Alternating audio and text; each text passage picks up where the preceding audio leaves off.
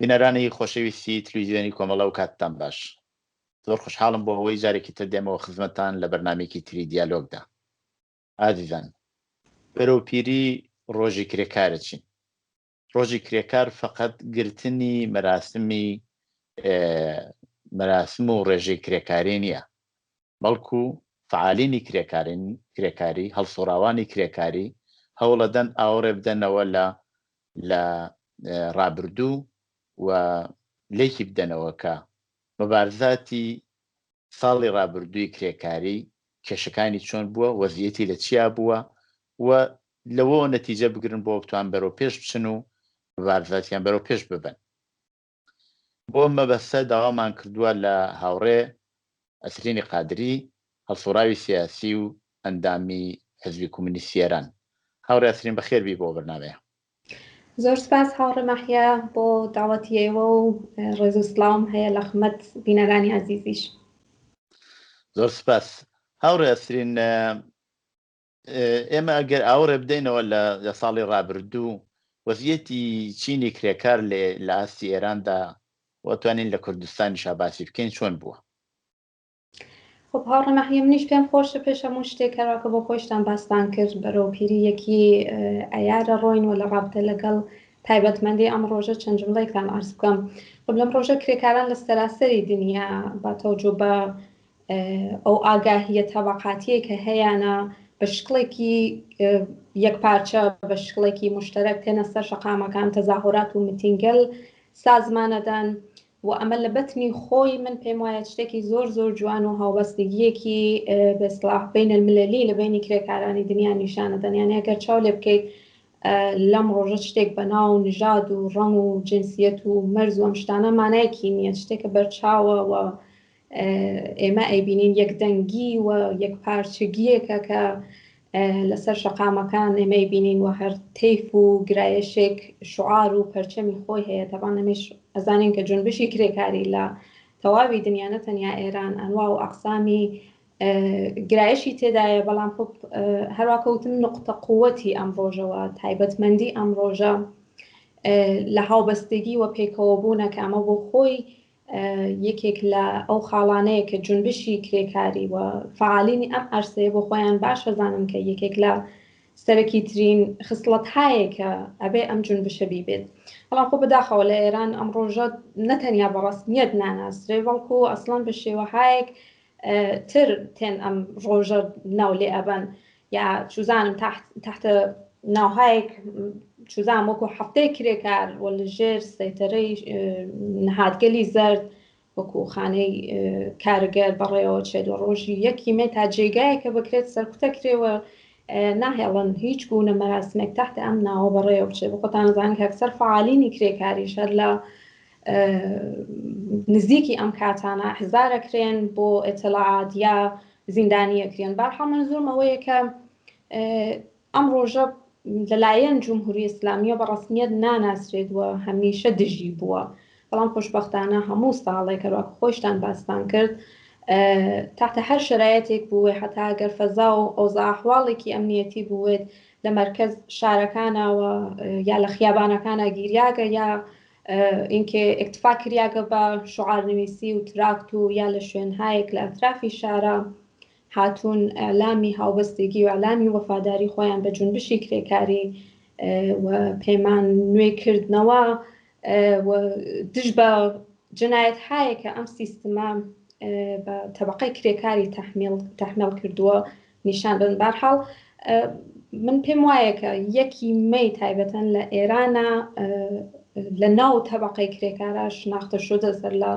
11 ئوردیبێشتی ساڵی 58 بوو کە ئێمە یەکێک لە گەورەترین تەزاهوراتی کرێکاریمان بوو. چوزانم ساڵەکانی 60 بوو کە لە شاری سەقز سۆنڕانیەک لەلایەن هاوڕێکیان باس کردو جەماڵی چراغوەیسیە و بەڕێوە چوو و مۆردایەکی تر کە ئێستا کاتی شاید نەبێ، بەڵام لە جوابی پرسیارەکەیەوە من پێم وایە کە ئەگەر چاوخشاندنێکمان لەسەر وەزعیەتی تەبەقەی کرێکار لە ئێران بێمە ئەبینین کە ئەم تەبەقەوە تایبەتەن خەڵکی هەژار لە سەختترین شرایەتی کار و ژیانی سیاسی و هەروەها کۆمەڵایەتی و چوزانم بوونی ویروسی کۆرۆنا لە بواری بێهداشت و دەرمانەوە یەکجار لە وەزعیەتێکی حاددا قەراریان گرتووە. دیارە خۆ هیچ کەسێک ئەوە ئینکار ناکا کە 42 ساڵە ژیانی خەڵک لە ژێر فشار و بحران و چاڵژهایەکی متەفاوت بووە، بەڵام چوزانم هەر کاتێک و بە هەر مەحدودەی زەمانیەک بە ئیسڵاح تەوجیهاتێکیان بۆ خۆیان بووە. سەرانی جمهوری ئیسلامی لە کاتی چوزان شەڕی ئێران و عێراق شرایطێکی جەنگی باسییانە کرد. چوزانم ڕۆژێک هاتنی بەرجام و تەحریمەکان بە شکڵێکی تر حتا نائەمنبوونی وڵاتانی دراوسێ ئەمانە بەهانەهایەک بووبن بۆ تەوجیهی وەزعیەتێکە دزها و چوزانم فسادکارانی ئەو دەوڵەتە قاڵبیان کردووە بە ملمەردما. بەڵام دەرهەرحاڵ ئێمە سەتحی تەوەڕم و معیشەت و چوزانم نرخ دولارێکە لەحزەیە، یعنی هەر لەحزە تاغیرەکە یەکەو لە 3000 و 4000 بینین کە گەیشتە 30,000. چوزانم حداقل دەستمزدێکە بۆ کرێکاران ئەمساڵ تاعین کردیاوە. خب هەمووی ئەمانە تەناقۆزیان هەیە بەیەکەوە، یعنی ئەو حداقل دەستمزدە 3 بەرابەر کەمتر لە نرخ تەوەڕمێکە لەناو جامعە بینین، لە حاڵێکە باس کراوە کە ژیانی معموڵی بۆ هەر خانەوارێکی 3 نەفەرە پێویستە کە حداقلی دەستمزد 12 ملیۆن تمان بێت. و تەبیعەتەن ئەمانە هەمووی شۆخی نییە کە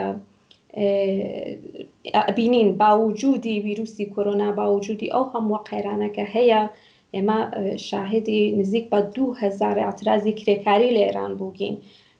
و ئەم ئامارێکە کە نسبەت بە ساڵی پێشوو 52% ڕشتی نیشانەدات.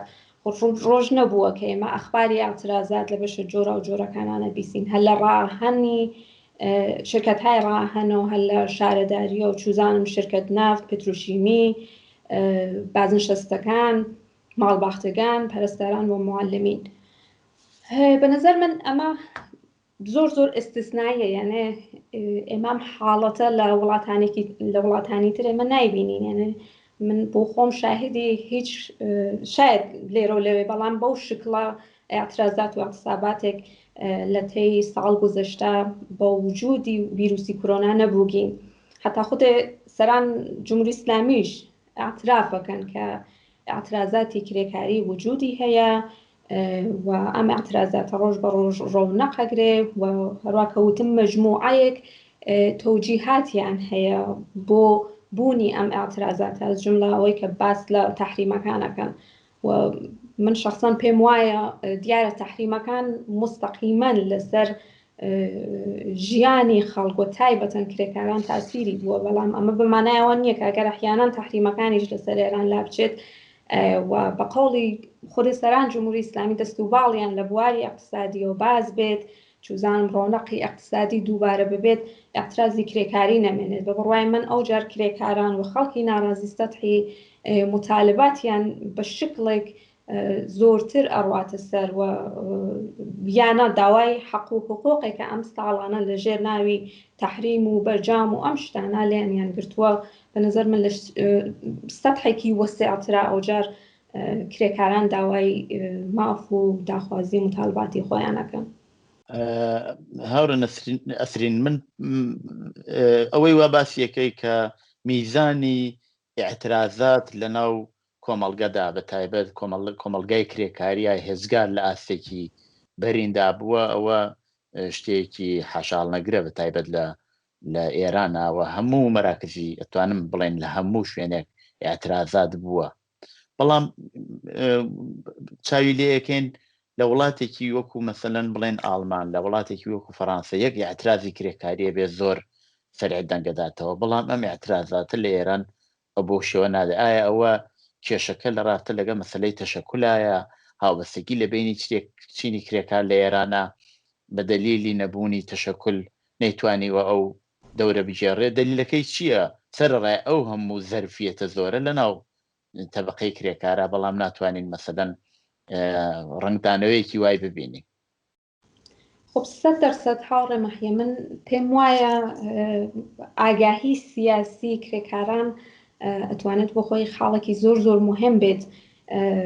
خب ئەمە شاید بەو شکڵە نتوانین ئێمە باسی بکەین کە نەبوونی بەستڵا تشەکولی مستەقل لە ئێرانە دیارە جمهوری ئیسلامی ئجازەی هەمچین شتێک نادات بە کرێکارانیانێ ڕەوان نییە. شاید لێرە لە وڵاتانی ئەوروپایی ئێمە ئەبینین کە تشەکلهایەک یا ئەتحادیەهایەک وجودیان هەیە کە بۆ مطالبات و خاستەهای کرێکاری ڕجوع بکریە پیان، بەڵام لە ئێرانە متەسفانە ئێمە شتە نابینین و هەروەکە خۆشتان ئشارەتان کرد. بەڵێ پراکەندگی بە نەزەر من پراکەندگی ئەم ئاعترازاتە یەکێ لە هۆکارەکانە کە تا ئێستا نەیتوانیوە ئەو جۆرەی کە ئەبوایەت بەڕێوە بچوایەت، یعنی ئەگەر بە شکڵێکی سەراسەری یعنی شتێکی مستەقل تشەکلێکی مستەقلی سەراسەری بوایەت کە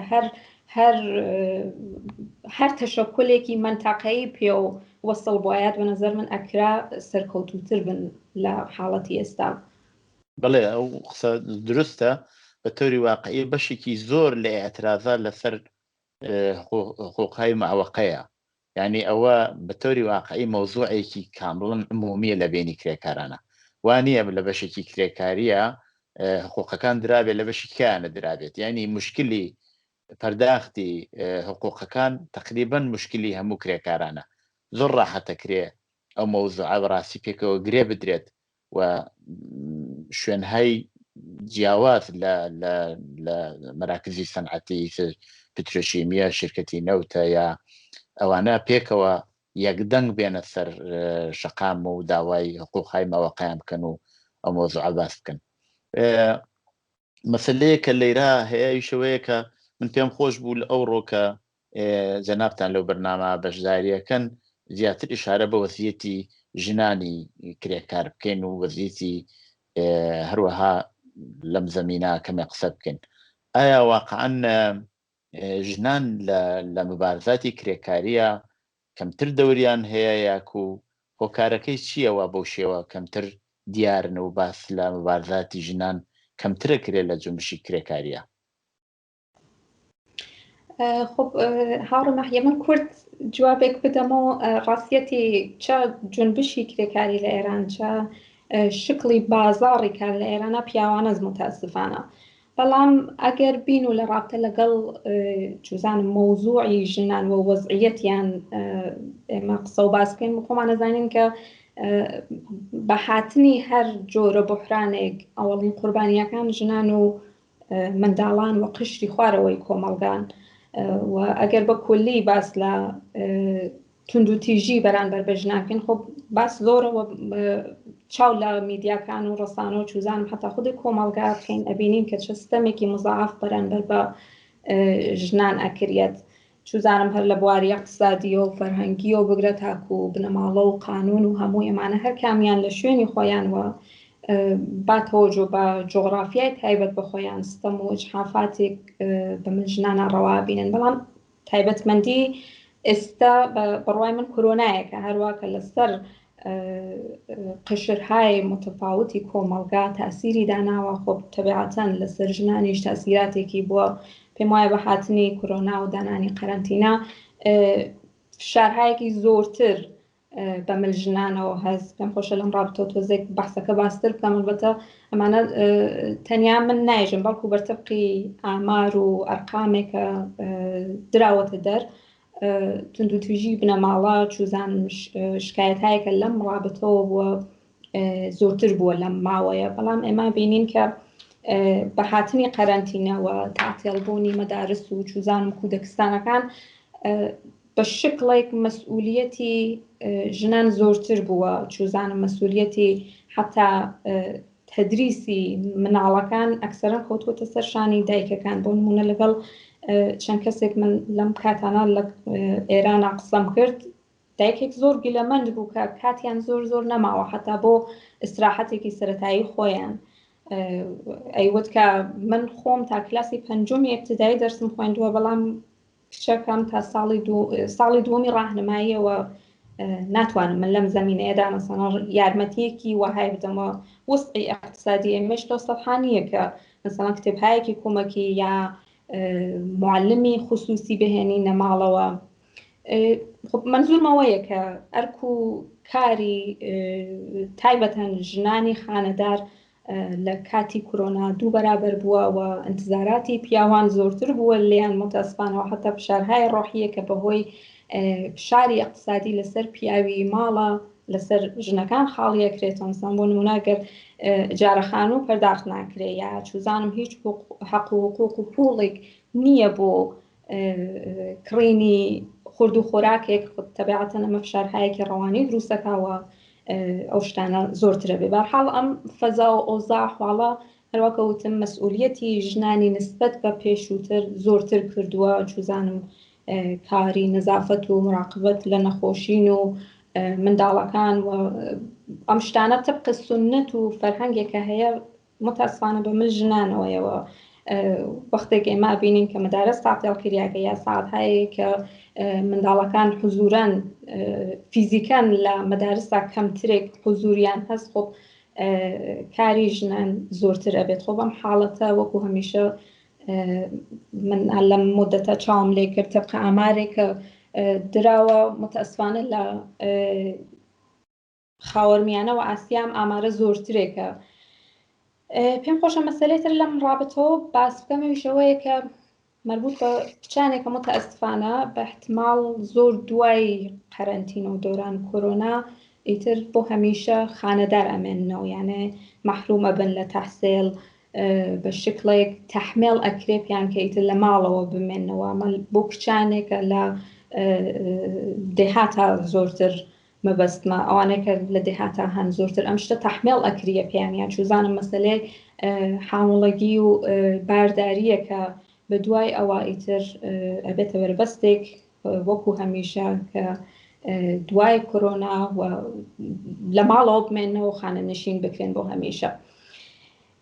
شتێکتر کە پێم خۆشە باس بکەم مەسەلەی شوێنگەلی ئەمن و یا ئەو شوێنهایەکە کە وەکو مشاورەی ڕەوانشناسی و سلامەتی دریاکە لە ئێرانە شتهایەک هەیە بەڵام خۆ بەرتبقی سیاسەتی خودی سیستمیش ئەمەڵیان کردووە تا ئێستا بەڵام خۆ بەلاخرە نقطە ئومیدهایەک بووبن بۆ ژنان کە بە هاتنی کۆرۆنا من پێم وایە ئەو نقطە ئومیدانەش لە ژنان سنیا گەسەوە متەسفانە ئەگەر بودجەیەکیان بووێ ئەم نەهادانە متمەرکز کریاگە لە ڕاستای ئەپیدمی کۆرۆناوە بە مشکڵاتی ژنان متەسفانە کەمتر بەهادرێت. بەشێکتر کە بەشی شاغڵی ژنانن ئەگەر چاولێ بکەین خۆب لە وەزعیەتە ئەوانیش فشارهایەکیان لەسەرە چوونە سەرن بە شکڵی غیرە ڕەسمی بێسڵا شاغڵن و حتا ئەو قوانینە زدە کرێکاریە دژە کرێکاریە شامڵیان نابێت هیچ نوع مەزایەک هیچ نوع بیمەیەک پیان نادرێت مطمئنەن ئەم قەیرانە لەم قەیرانیشەدا ژنان زۆرتر بێکار ئەکرێن واتماڵان ئەگەریش کامەڵەن بێکار نەکرێن مەجبورن بە حەق دەستگەلێکی زۆر زۆر کەم کارکەن. بەرحاڵ ژنان پێشووتریش وەزعیەتێکی مەطلوبیان نەبووە و ئێستش بە تەواوی ئەم شتانە کە باسم کرد ABC مەسەڵەن باوکی ڕۆمینا پارەکە بوو کە کچەکەی خۆی 14 ساڵی بوو سەری ئەبڕێت یا لە مەسەڵەن سنایما بیسین دوو برا بە شەقۆ خوشکەکەی خۆیان تیکە تیکە کردووە پێشتریشم شکڵە ئەڵبەتە لە وحشیگەری وجودی هەبووە بەڵامی تر باس تەرحبوونەوەی ئەم شتانە لەم دۆرە بە نەزەر من نشان لە وەزعیەتێکەدا کە بە مەراتب ئەتوانین بێژین لە پێشووتر جێگای نیگەرانیە. بەڵام عمومەن ئەگەر باس بکەین ئەوەی وا ژنان بەرچاونین مەسەلەکەەوە نییە ئەو نیرووە مەوجود نییە یا ئەو هێزە لە ناوانە نییە بەڵکو دێتە سەرەوەی ئەگەر بۆ زۆرەکەیەوە لە قسەکان ئایشارەتان پێکرد دێتە سەرەوەی کە تعدادی ژنانی شاغڵ لە ناو کۆمەلگادا بێ ئەندازە کەمە و ئەگەریش ببێت ئەوان هەر بۆەوە ئەو کەمەکارێش وا بەدەستیان هێناوە لە دەستی نەدەن، یعنی ئەو دەوڵەت و سەرمایەداران و دەوڵەت و ساحبکاران هەوڵەدەن لە نیروی ژنان لە بەرامبەر پیاوان ئیستفادە بکەن و ئەوان لەو ڕقابەتە واقعا ناتوانن قرار بگرن کە وابێت کە بتوانن ڕقابەت بکەن و ڕقابەتێک کە بە وجود دێت ژنان معمولاً تەنەدەن بەوە بۆ یەکیش بێدەنگن ئەگەر من نابە توانم لێ حاڵی بوو بێتم لە بەحسەکەی وایە. بەڵێ تەبعاتەن منی شەرویستم لە نەتیجەگیری بگەم بە شتە خۆ بەگەر ژنان لە ئاستێکی هین بەرچاوانین بۆچەند ئالبەتە ناتوانین ئەم شتە بە شکڵێکی مطلق ئێمە ناوی ببین. مثلا ئێمە اعتراضات و اعتصاباتێک کە لە ساڵەکانی 96 و 98 و ئەم شتانە بینیمان ئێمە حزورێکی فوقالعادە پڕڕەنگی ژنانمان بینی کە حتا لە سەطحی ڕاهبەریە هاتنەمەیان و ئەو شتانە غیرە قابلە ئینکارە، بەڵام ئیتر بە قەول خۆشتان کە باستان کرد بەڵێ تەوا ئەو شتانە ئەبێ بە هۆکار کە ژنان حزورێکی کەمتریان ببێ، بەڵام ئەکرێت هەر ئەو دەردە مشتەرەکەی کە ویستم ئەوە بڵێم کە ئەو دەردە مشتەرەکەی کە ژنان لەگەڵ چینی کرێکار بەعام هەیەە ئەکرێت ئەوانیش بێنەمەیان ئەتوانن نزیک بوونەوەیەک لەگەڵ مابەقی بزوتنەوە ئیجتماعیەکانە بیان بێت، مەسایلی ژنان زۆرتر لەلایەنی جۆنبشی کرێکاریەوە مەترح بکرێت، ئەمانە ئەتوانێت بۆ خۆی ڕاهکارهایەک ببێت بۆ ئەوەی کە ژنان زۆرتر بێنە مەیدان و متاڵبات و داخوازیەکانیان زۆرتر بکەوێتە بەرچاو لە ناو کۆمەڵگا. وایە مەوزوعێکە ئەلانە من بەزێنم گەی شەوەیە کە معمولاً لە ئەو شوێنانە کە مەراسمەکانی ڕۆژی کاریگەرێگرن بە تایبەت لە کوردستان قەتنامە دراوە لەو بابەتەوە. پێویست نییە بەڕاستی کە بەشێک لەو قەتنامانە داخوازیەکانی ژنانی تیا مەترحکرێت. بەبەستمەوەی بەو میزانە هەم هاوبەستگیەک لە بینی ژنان و پیاوانی کرێکارە بە وجود دێرێ، هەم مەسائلی بە تایبەت ژنان لە هەستی تەبەقەی کاریگەرە مەترحەکات. جێگیر خۆیەتی کە ئەو قەتنامانە حتمما مەوزوعاتێکی تیابێت کە مربوطە بە وەزیەتی ژنان و ژنانی کرێکار. واقعا یەک پەرانتز لێرە هاوڕێ مەحیە من دوێنێک پێم وایە قەتنامە یا بەیانیەک بوو لەلایەن کرێکارانی غیرە ڕەسمی نەفتەوە کە چەند خاڵێک هەر لە رابطە لەگەڵ مۆزوعاتی ژنانەوە بوو مەترحیان کردو، پێم جالب بوو و پێم وایە دروستە زۆر بەجێ ئەم کارە. بەڵێ هەوڕێ ئەسرین، ئێمە ئێستا ئاورێکمان داوە لە پێشوو باسیەوەمان کرد کە مەبارزاتی کرێکاران تقریباً یەکسانەوە بووە و هەروەها باسیەوەمان کرد کە ئیشکالاتەکەیشی لەوەدا بووە کە بە تەوری واقعی هاوبەستگیەکی عمومی لە سەتحی تەبەقەی کاریگەرە نەبووە، بەشێکی ناگەڕێتەوە سەر خودی تەبەقەی کاریگەر لە ئێران، ئەگەڕێتەوە سەرەوەی کە دەوڵەت هیچ ئیجازەیەک نادا بە هیچ تەشەکولێکی کرێکاری. باسیەوانەمان کرد بۆ داهاتوو ئەگەر چاو لێ بکەین. ئێمە ساڵێکی ترمان لەبەردەسایە و کۆماری ئیسلامیش دیارە لە شەرایەتێکی قەیرانیایە، کرێکارانە بێت چی بکەن بۆ ئەو بتوانن وەزیەتیان باشتر بێ یا حداقل بە دەستکەوتەکانیان بکەن. هاوڕێ مەحی من کەمی پێش ئێستا باسی ئاگایی سیاسی کرێکارانم کرد، خۆ ئەمە توانە بۆ خۆی خاڵێکی زۆر مهم بێت. ئەگەر مەسەڵەن چاو لە مبارزاتی کرێکاران لە هەفتەکە بکەین باشە بە جوانی ئێمە ئەوە ئەبینین کە ئەو ئستثنایی بوونا ئەو تەفاوتەکە لەگەڵ مابەقی شوێنهای کار هەیە بۆمان دەرەکە فێخ. شاید مەسەڵەن کەسێ بێژێت ئەیمەگەر ئێمە نایژێ نزیک بە 2000 اعتراض و اعتصابی کرێکاری سەبت بووە، ئەمە هەمووی مەربوط بە هەفتەکەیە شوێنهایەکە بەاصطلاح بە دەرەجاتێک کەیفیەتەن متاڵباتیان فەرقەکات نییە.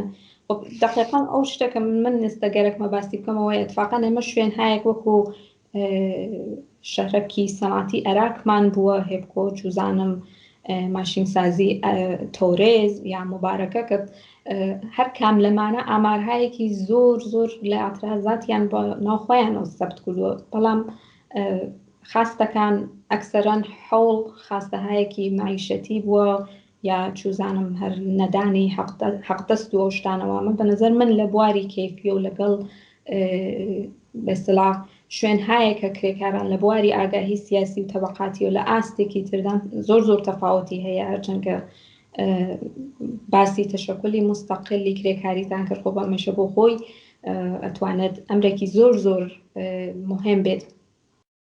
بەڵام بەقۆڵ دانێک لە ڕەفیقەکان باسی ئەوەی کردوتی کە ئەو شکڵک لە ئاعتراز کە ئێستا لە ئێران هەیە حاڵەتێک وەکو عادەتی پێهاتووە، یانە ئەگەر ئاعترازات لە بۆعدی کەمیە و زۆر بووە خۆ بەمانای ئەوە نییە کە ئێمە شاهدی ڕشت و ئێرتقای ئەم ئاعترازاتە لە بواری کەیفیشەوە هەبین. البته من یک چت لێرە پەرانتزێ باس کەم هەمیشە بۆعدی مبارزات بۆعدی مقاومەت لە ناو مبارزاتە بۆ من زۆر مهم و قابل ئەرج بووە. دیارەکە ئێمە لەگەڵ حاکمیەتێکە متەسفانە سەر و کارمان هەیە کە سەرکوب یەکێک لە ئەسڵی ترین ئەبزارەکانی بووە، بەڵام ئەوەشمان لەبیر نەچێت کە سەرکوب سابقەیەکی 42 ساڵە هەیە لە ئێران و ئەمە شتێکی تازە نییە. بە بڕوای من هەر نوع داخوازیەک لە ئێران متەسفانە ڕاتە ناو قاڵبی سیاسی و فکرەکەم ئەگەر هیچ نوع متاڵبەیەکیش حتا ئەگەر نەبێ باس هەم سەرکوب لە شوێنهایەکی تر وجودی هەیە. هەروەکە لە مقدمەکەش ئشارەم کرد بە نظر من شتێکە زەرورەتە لە ناو هەموو جنبشە ئیجتماعیەکان ببێت هاوبەستگی و ئەتحادە، هەرچەندکە تا ئێستاش ئێمە ئەو شتەمان بینیوە. مەسەڵەن بۆ نمونە ئەگەر لە فولاد و هەفتەپە مەسەڵەن ئاعتراز و ئاعتساب کریاگە مەسەڵەن حمایەتی فعالینی کوردستانمان بینیوە، بەڵام خۆ بەمە کافی نییە. بە نظر من ئێمە توانین باسی زەرورەتی هاوبەستگی کرێکاری بکەین کە عەمەڵەن وجودی هەبێ، ئەو ارتباطە عەمەڵەن ببێ. ئەگەر بە شکڵێکی زەنجیروارەمە ئاعترازات هەروەکەوتم ارتباطیان بێت، خۆ مسلمەن بە شکڵێکی تر ئێمە وەزعیەتە توانین تەحلیل بکەین. خۆ خۆشبەختانە ئێمە بۆ نمونە لەم ماوەیە چەندین مۆردمان بۆ مثلا ئاعتسابی کرێکارانی ڕاهەنمان بوو، جوزانم معلمین بازنشستەکان کە لە زۆر شوێنە پێکەوە فراخانیاندایە و ئەعلام ئاعترازیان کرد بۆ خۆی ئەو فەرهەنگەی کە باسم کرد، ئەو فەرهەنگی ئەو زەرورەتەی کە باسم کرد خۆ بە خۆت جێ ئەخرێت. بەرحاڵ منزورمەوەیە کە بەبێ هاوبەستگی مبارزاتی هیچ جواوێکی وەها ناگیرێت لە ناو مبارزە. دیارەکە جغرافیا بە جغرافیا شکل و نوعی مبارزە فەرقی هەیە. مثلا لە کوردستان من پێم وایە کە جنبشی کرێکاری اجتماعی ترێکە، هەر ئەو گرتنی ڕێوڕەسمی ڕۆژی ئەوەڵی مانگی مەی چوزانم 8 مارس وەیە مەسەڵەن خانەوادە کرێکاریەکان لەگەڵ کرێکارەکان بارها و بارها پێشاتوە کە ئاعتراز و ئاعتسابیان کردو. تەبیعەتەن ئەمە ئەتوانێت تەحلیلەکانمان نسبەت بە شوێن و جغرافیاکان بەرحاڵ بگۆڕێت. بەرحاڵ لە ئاشتەی کرێکاری ئەمە ئێمە شاهدین کە فعالینێکی زۆر توانا و معتەمدمان هەیە، چ لە کوردستان چ لە ئاستی سەراسەری. واگەر ئەم فعالینە بەیەک و ارتباطاتێکیان هەبێ ارتباطیان زۆرتر بکەنەوە و چوزانم ئەو شکڵە لە دوگماتیزمێکە کە ئەکسەرەن غاڵبە بە جنبشی کرێکاریە متەسفانە ئەگەر ئەوە لا بچێت خۆ بەتوان سەرکەوتوتر بن. هەروەکە بوتم ئەکرێت ئێستا کە بەرەوپیری یەکی ئەیارەچین مطالباتێک مەترح بکریە و هەروەکە پێشتریش وتم لە ئەو بەیانیە یا قەتنامەی کە کرێکارانی غەیر ڕەسمی نەفت بوو مطالباتێکی زۆر دقیقیان هاوردووەتە بەرچاو جملەوەی کە مثلەن داوای حەقدەستی 12 ملیۆنیان کرد. من پێم ویستم ئەو پرسیارە بکەم لە ئاخرا، چونکی ئەم کاتی بەرنامەمان کەمە سەرێکی ترین با تۆجە بەو قەتنامەش و ئاخیرەن دراوە سەرێکی ترین داخوازیەکانی چینی کرێکار لەم دەورەی فعالێتیانە بەتایبەت بۆ لە ڕۆژی ئەوەڵی مانگی مەی بتوانن مەترحی بکەن چییە؟ ئەوەی وا سەرێکی ترینە بەتایبەت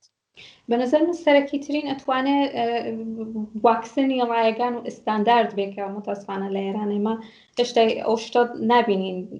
ئێمە لە وڵاتانی تر لانیکەم 50% لە خەڵک واکسن نەبووگەن، بەڵام لە ئێران ئێمە شتە نبینین. ئەتوانێت یەکێک لە سەرەکیترین داخوازیەکان گرتنی واکسنی ئستاندارد و ڕایگان بێ لە اختیار خەڵکە و چوزانم هەروواکە ئەو شتەکانی تر وەکو پەرداخکردنی بە مۆقعی حەقدەستەکان، چوزانم حەقدەستی 12 ملیۆنی کرێکاران کە زۆربەی ناو قەتنامەکانە باس کراوە. ئەم شتانە بە نظر من ئێستا سەرەکیترین شتە بەهۆیەوەی کە کۆرۆنا وجودی هەیەوە ئەو بحرانە لەسەر خەڵک بە چەند قات لە پێش و زۆرترێکە، بۆیە ئەمانە توانن بۆ خۆیان داخوازی هایەکی زۆر ضروری و عاجل بێت.